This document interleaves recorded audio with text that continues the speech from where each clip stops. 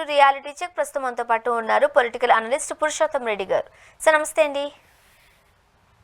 నమస్తే అండి. పురుషోత్తం రెడ్డి గారు, ప్రస్తుతం జగన్మోహన్ రెడ్డి గారు అనంతపురం జిల్లాలో పర్యటించిన నేపథ్యంలో మనం చూసాము, ఆయన స్టైల్ మారింది, మాట మారింది. ఫస్ట్ ఆఫ్ ఆల్ ఏం చెప్తారు మీరు? అంటే బేసిక్గా ఎవరైనా సరే ఇంకా రాబోయే కాలంలో అంటే ఇట్లాంటి రాజకీయాలు పెరిగేసరికి ఇట్లే ఉంటాయి వ్యవహార శైలి. ఎందుకంటే ఇప్పుడు జగన్మోహన్ రెడ్డి గారు లింగమయ్య అనే ఒక మర్డర్ గురి కాబడినటువంటి వ్యక్తి ఇంటికి పరామర్శకు వచ్చారు. ఎప్పుడు కూడా ఒత్తిడి ఇరుపక్షాల నుంచి పెరిగేసరికి భావోద్వేగమైనటువంటి అసోసియేషన్ ఏర్పడుతుంది. ఇప్పుడు జగన్మోహన్ రెడ్డి గారు వచ్చిన సందర్భం ఏంటి? ఒక వ్యక్తి మర్డర్ గురయ్యాడు. వైసీపీ అంటుంది అది తెలుగుదేశం పార్టీ వాళ్ళు చేశారని, తెలుగుదేశం అంటుంది అది వ్యక్తిగత కక్షలు అంటుంది. కారణం ఏమైనా మర్డర్ గురయ్యాడు. అలాంటి సందర్భంలో జగన్మోహన్ రెడ్డి లాంటి పర్సనాలిటీ వస్తే సహజంగా ఒక టెన్షన్ వాతావరణం వస్తుంది. ఇట్లాంటి సందర్భాల్లో సునీత గారు మేము అనుకుంటే మీరు రాలేరు, కానీ మేము డెమోక్రటిక్గా ఉంటాం కాబట్టి మేము అట్లా అంటే మేము పట్టించుకోం కానీ పట్టించుకుంటే రాలేరు అంటే రెచ్చగొట్టినట్టే కదా. అప్పుడు ఏమవుతుంది?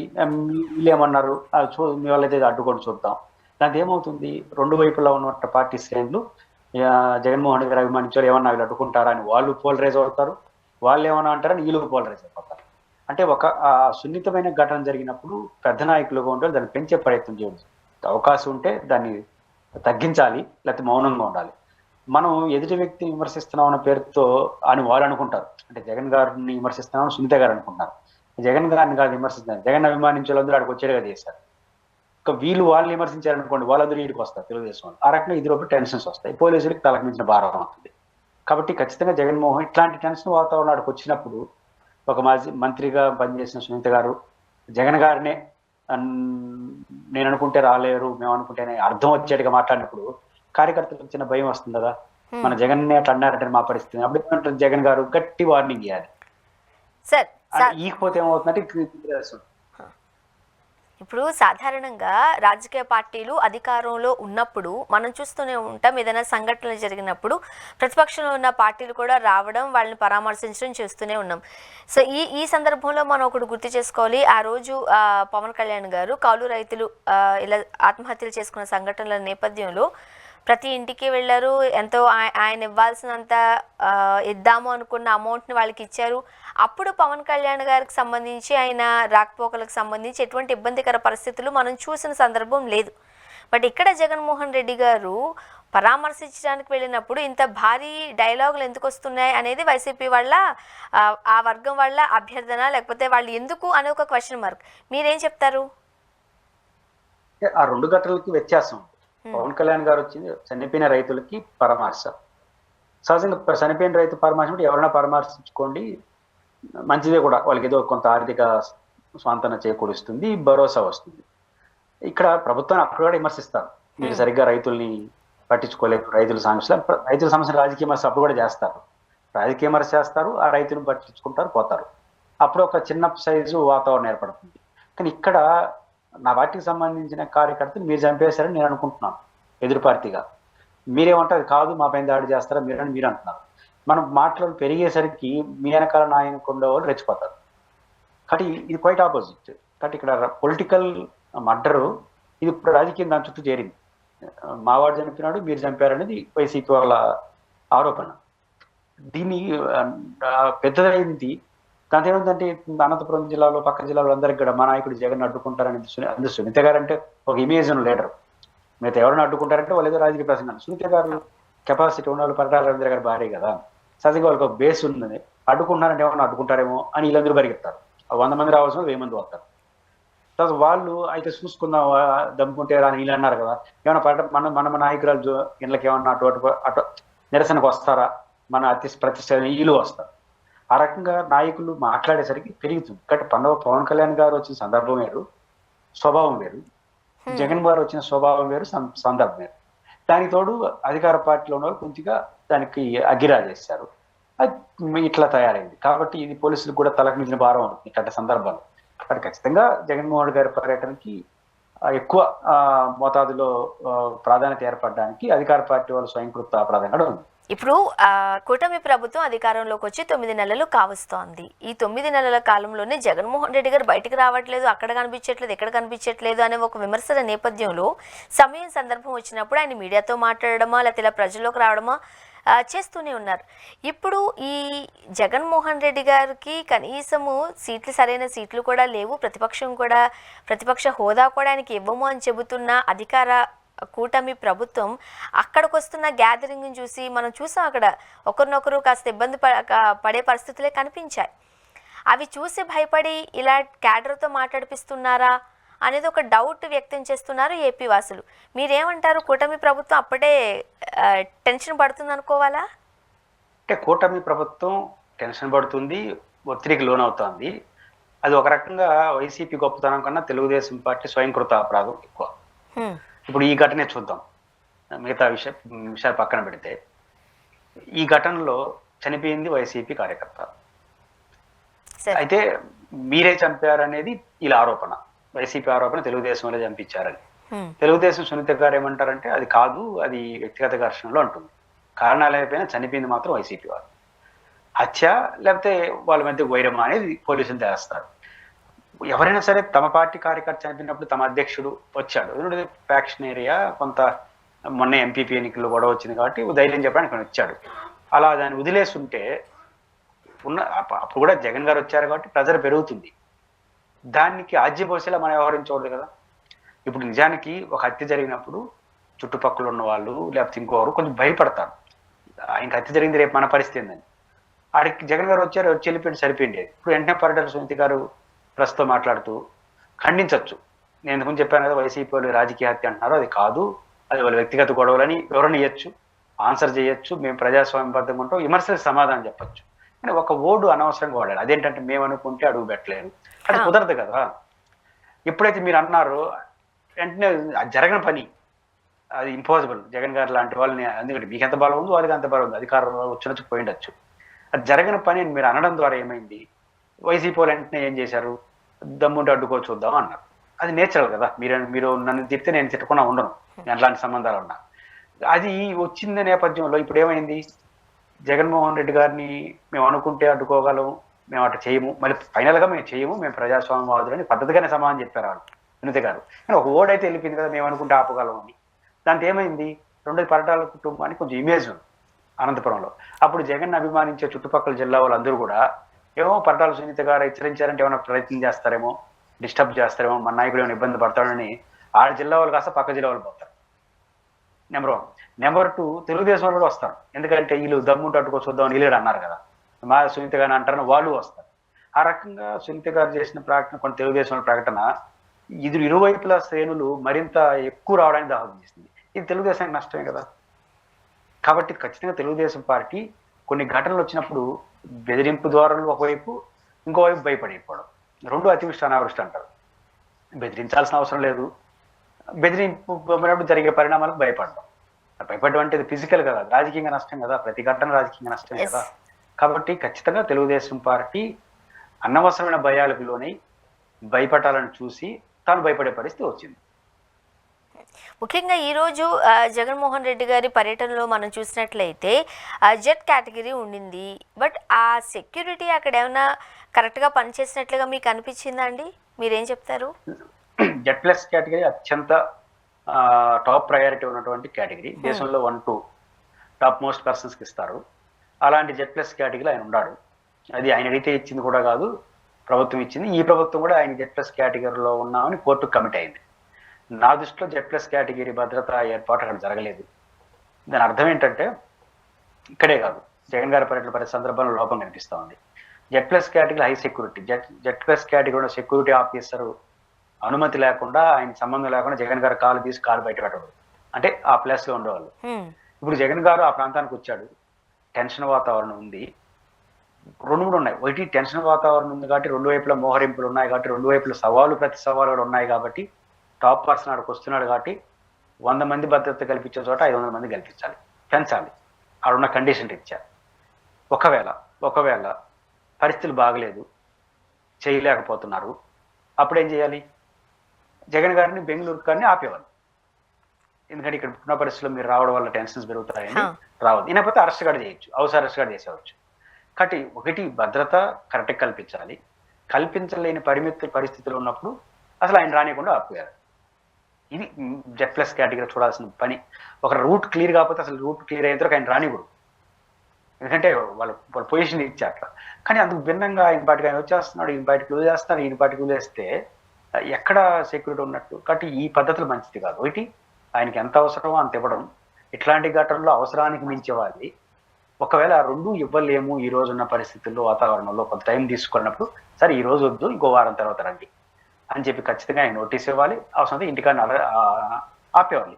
అట్లాంటి పద్ధతిలో Z plus category high security ఉండే వాళ్ళ పద్ధతిలో వ్యవహరించాలి. దురదృష్టవశాత్తు పోలీసులు అట్లా వ్యవహరించకపోవడం అనేది వారికి ఎంత నష్టమో తెలియదు, కానీ ప్రభుత్వానికి చాలా చెడ్డ పేరు వస్తుంది. ఇది ప్రజల్లో పెరుగుతుంది. కార్యకర్తలు ఎమోషనల్ పెరుగుతాయి. ఇంకా మా నాయకుడిని మేమే కాపాడుకోవాలి. ఇప్పుడు గుంటూరు పోయినప్పుడు భద్రతలో సిబ్బంది లేదు, పిచ్చియాడికి. విజయనగరం అప్పుడు అదే కనపడింది, ఇప్పుడు అదే కనపడితే మెల్లిగా కార్యకర్తలు అనుకూలంగా ఉండే వాళ్ళు ఏం చేస్తారు? మా నాయకుడిని మేమే రక్షించుకోవడం మరింత ఫెరోషస్గా మారుతుంది. అంత అవసరమా అంటే పోలీసులు అది ఆలోచించుకుంటే మంచిది. పోలీస్ వ్యవస్థ కానీ ప్రభుత్వం కానీ సూటబుల్ యాక్షన్స్ తీసుకుంటే బాగుంటుంది. అండ్ మరో పక్క జగన్మోహన్ రెడ్డి గారి మాట తీరుని మనం చూసినట్లయితే, అబ్జర్వ్ చేసినట్లయితే ఆ మాట తీరు మారింది.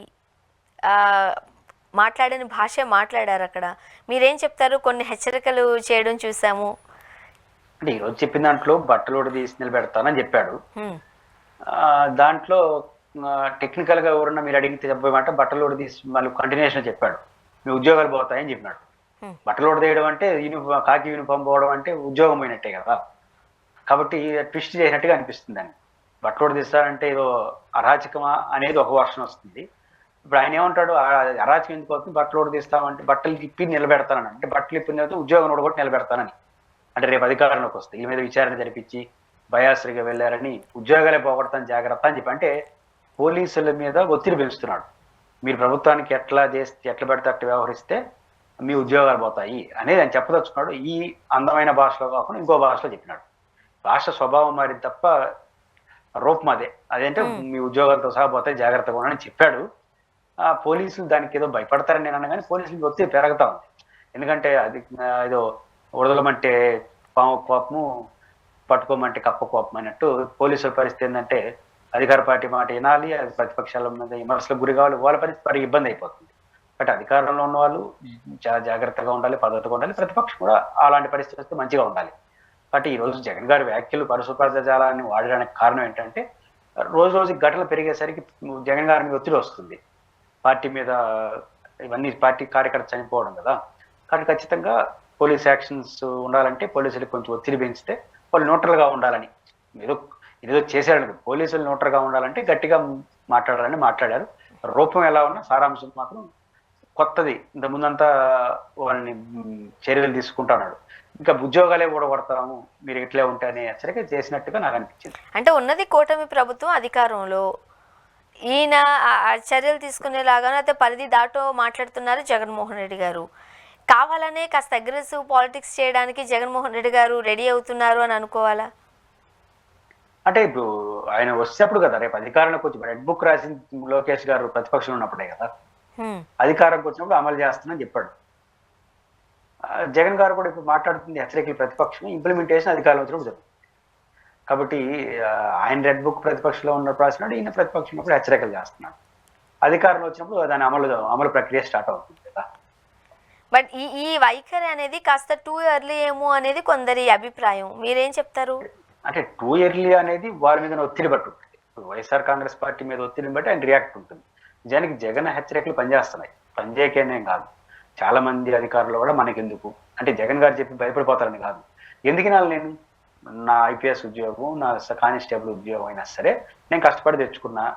ఆయన ఎందుకు తిడితే నేను వినాలి, ఈయన ఎందుకు తిడితే నేను ఎందుకు వినాలి, నాకేం కరవా? నా ఉద్యోగం నేను చేసుకుంటే ఎవడు నన్ను అడగడు కదా, రూల్స్ ప్రకారం పోతే ఎవడు అడగడు కదా. కాబట్టి ఈ కాకపోతే ఈ పోస్టింగ్ ఉంటుందో ఆ పోస్టింగ్ ఉంటుందో తేడా తప్ప. కాబట్టి ఖచ్చితంగా ప్రతిపక్ష నాయకులు చేసే హెచ్చరికలు వ్యవస్థ మీద ఎంతో కొంత ప్రభావం పడుతుంది. ఆ ఎస్ఐను ఎవరినో హెచ్చరించాడు, ఆయనకైతే భయపడతాడని నేను అని పదం అన్న, కానీ ఆయనకి నాకెందుకు అనుకోవడం దశ దాటితే. ఇప్పుడు నా పేరు పెట్టించాల్సిన కర్మ నాకేం పట్టింది, అవసరమా నాకు? రేపు అధికారంకి వస్తే నేను ఇదే ముఖ్యమంత్రి దగ్గర పోయి సెల్యూట్ కొట్టాలి కదా. అనంతపురం జిల్లా వస్తే కనపడాలి కదా, పిలిచి మాట్లాడితే ఏం చెప్పాలి, ఇవన్నీ ఉంటాయి. కాబట్టి ఖచ్చితంగా జగన్ గారి హెచ్చరికలు వ్యవస్థ మీద పనిచేస్తున్నాయి. పాజిటివ్గా పనిచేసేంత వరకు ఆహ్వానించాల్సిందే. కానీ ఒక రకంగా చెప్పాలంటే ఇటు అధికార పక్షం కావచ్చు, లేకపోతే మరోపక్క ప్రతిపక్షం కావచ్చు, వీళ్ళిద్దరి నడుమ నలిగిపోయేది ఈ ప్రభుత్వ అధికారులు, ఉన్నతాధికారులు మరీ ముఖ్యంగా అనేది మనం ఎప్పుడు వింటున్న మాటే. ఇప్పుడు వాళ్ళు వస్తారు ఎందుకు చేయలేదు అంటారు, వీళ్ళు వస్తారు ఎందుకు చేశారని ప్రశ్నిస్తారు. పాపం వీళ్ళ పరిస్థితి ఏంటి? పరిస్థితి అంటే వాళ్ళు ఉద్యోగం వాళ్ళు చేసుకుంటే ఏమంటారు. ఇప్పుడు మీరు జర్నలిస్ట్గా మీ పాత్ర మీరు పోషిస్తారు. మీరు ఏదో ఒక పార్టీకి బయాస్డ్గాను అడ్డగోలుగా సమర్థిస్తూ ఇంకొక పార్టీని అడ్డగోలుగా విమర్శిస్తా ఉన్నారనుకోండి, మీరు ప్రశ్నలకు గురవుతారు. ఈరోజు మీరు వాళ్ళు ఉన్నారు కాబట్టి మాట్లాడతారు, రేపు అధికారం వస్తే నీ సంగతి చూస్తారని ఎవరో ఒకరు బెదిరిస్తారు. అసలు మీరు జర్నలిస్ట్గా మీ పని మీరు చేసుకుంటే. కానీ ఈ రోజుల్లో అంత స్వేచ్ఛగా పనిచేసే పరిస్థితులు వ్యవస్థలు కనిపిస్తున్నాయా అండి? అది ఏ రంగమైనా సరే. మిగతా రంగంలో పోలీసు వ్యవస్థ పెద్ద ఇబ్బంది కాదండి. కాబట్టి మా ఊర్లో కాకుండా ఇంకో ఊర్లో పోస్టింగ్ సాధమించి ఏం చేయలేరు. ఇప్పుడు ఐపీఎస్ ఆఫీసరు ముఖ్యమంత్రి చెప్పినట్టు ప్రతిపక్ష నాయకుడు చెప్పినట్టు వినకపోతే ఏం చేస్తారు? ఎస్పీ పోస్ట్ చేయకుండా హైదరాబాద్లో సిఐడియో విఐడియో ఏదో వేస్తారు. అదే ఉద్యోగం అదే సెల్యూట్లు కదా, ఏమి ఇబ్బంది ఏముంది అని అని ఒక 10 మంది అధికారులు అనుకోమండి, అందులో మారిపోతాం. ఇప్పుడు రాష్ట్రంలో ఐపీఎస్లు చాలా పరిమిత సంఖ్యలో ఉంటారండి, 40-50, నాకు కరెక్ట్ సంఖ్య తెలియదు, ఉంటారు. దాంట్లో 20-30 మంది మేము ఇంతే అన్నారనుకోండి, ఏమీ చేయలేదు ప్రభుత్వం. అంటే ఇంతే అంటే వాళ్ళకి సపోర్ట్ చేయను, నేను ఎవరికి సపోర్ట్ చేయను, రూల్ బుక్ గవర్నమెంట్ ఆదేశాలు పద్ధతి ప్రకారం పోతా, ఉంచుకోండి ఎస్పీగా, లేకపోతే మార్చుకోండి అనుకోండి, ఏం చేస్తారు? కొంతకాలం పోయిన తర్వాత వాళ్ళు పిలిచి ఉద్యోగం ఇస్తుంది ప్రభుత్వం. ఎందుకంటే లా అండ్ ఆర్డర్ ప్రాబ్లం మరింత పెరిగితే అధికార పార్టీకి పొలిటికల్ నెగిటివ్ వచ్చేస్తుంది. అప్పుడు సమర్థమైన అధికారం నమస్కారం పెట్టి పిలుచుకొచ్చుకుంటారు, నువ్వురే ఉండరా స్వామి అని. కాబట్టి సమర్థవంతంగా ఉన్న అధికారులందరూ ఎస్ఐ దగ్గర నుంచి కానిస్టేబుల్ వరకు ఉద్యోగం ఎక్కడైనా ఒకటే, జీతం ఎక్కడైనా ఒకటే, హోదాలు గౌరవాలు ఆ సౌకర్యాలు పెరుగుతూ ఉంటాయి. ఎస్పీ ఉంటే కొన్ని సౌకర్యాలు వస్తాయి, ఇంకొక పోస్ట్ ఉంటే ఇంకొన్ని సౌకర్యాలు వస్తాయి. తిరుపతిలో ఉంటే ఒక సౌకర్యం ఉంటుంది, ఇంకో ఊర్లో ఈ సౌకర్యాలు మాకు వద్దు, నా జీతం నా ఉద్యోగం చాలనుకున్నాడంటే అని 20% ఉద్యోగులు అది అనుకోమను, ప్రభుత్వం మొత్తం మారిపోతుంది. ఈ అధికారులు కూడా కొంతమంది ఉబరాటం ఎక్కువ చేసేవాళ్ళు తప్ప అటేం కాదు. ఇక్కడ ప్రభుత్వ అధికారులు ఎవరైనా నలిగిపోతున్నారంటే వాళ్ళు స్వయంకృత అపరాధం. ఖచ్చితంగా వాళ్ళు న్యూట్రల్గా ఉంటూ వాళ్ళ పని న్యూట్రల్ కూడా రూల్స్ ప్రకారం ఫాలో అవుతా ఉంటే ఈ సమస్య ఉంది. మరోపక్క చంద్రబాబు నాయుడు గారు హెల్త్కి సంబంధించి పీపీపీ తెస్తామంటున్నారు, మీరేమంటారు? చంద్రబాబు గారు అంతకుముందు టోటల్ ప్రైవేటీకరణ, ఇప్పుడు పబ్లిక్ ప్రైవేట్ పార్ట్నర్షిప్. చంద్రబాబు గారికి ప్రైవేట్ రంగంలో పట్ల మోజుంది.